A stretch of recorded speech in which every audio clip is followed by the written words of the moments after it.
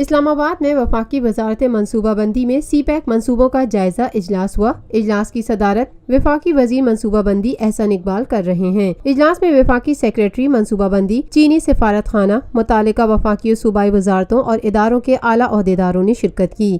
مواصلات، ریلوے، توانائی، گوادر اور خصوصی اقتصادی و صنعتی زونز منصوبوں پر کام کی رفتار کا جائزہ لیا گیا۔ وفاقی وزیر منصوبہ بندی احسن اقبال نے کہا، وفاقی ادارے متعلقہ صوبائی حکومتوں کے ساتھ تعاون کو یقینی بنائیں۔ اقتصادی راہداری کی بروقت تکمیل کے لیے تمام اسٹیک ہولڈرز کو مل کر کام کرنا چاہیے۔ وفاقی حکومت صوبائی حکومتوں کی مشکلات دور کرنے کے لیے ہمیشہ تیار ہے۔ احسن اقبال نے کہا، سی پیک منصوبوں سے متعلق تمام ادارے اور وفاقی و صوبائی حکومتیں ایک ٹیم کی مانند کام کر رہے ہیں، جو کہ نہایت خوش آئند ہے۔ اقتصادی راہداری کی بدولت تکمیل پاکستان کے عوام کی کامیابی ہوگی۔ سی پیک منصوبوں سے انجینئرنگ، ٹرانسپورٹیشن اور انفراسٹرکچر کے شعبوں میں جدید علوم اور ٹیکنالوجی متعارف ہو رہی ہے۔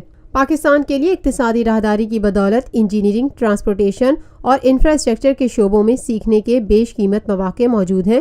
پاکستان کی یونیورسٹیوں اور ریسرچ کے شعبے کو ان مواقع سے استفادہ کرنے کے لیے جامع منصوبہ بندی کرنے کی ضرورت ہے۔ احسن اقبال نے مزید کہا، ہائر ایجوکیشن کمیشن چاروں صوبوں میں موجود یونیورسٹیوں اور ریسرچ کے لیے قائم اداروں کے ساتھ مل کر جامع رپورٹ مرتب کرے، صنعتی شعبے میں جدید تحقیق اور رجحانات کا جائزہ لے کر اپنے تعلیمی نصاب کو بہتر کرنے کی ضرورت ہے۔ وفاقی وزیر منصوبہ بندی احسن اقبال نے مزید کہا، سی پیک کی بدولت بہت سے شعبوں میں سرمایہ کاری ہو رہی ہے۔ ان شعبوں میں متعلقہ اداروں اور افراد کار کی استعداد و صلاحیت میں اضافہ بھی ہمارا اہم ہدف ہے۔ Lotus lake towers, a groundbreaking endeavor by Lotus Properties۔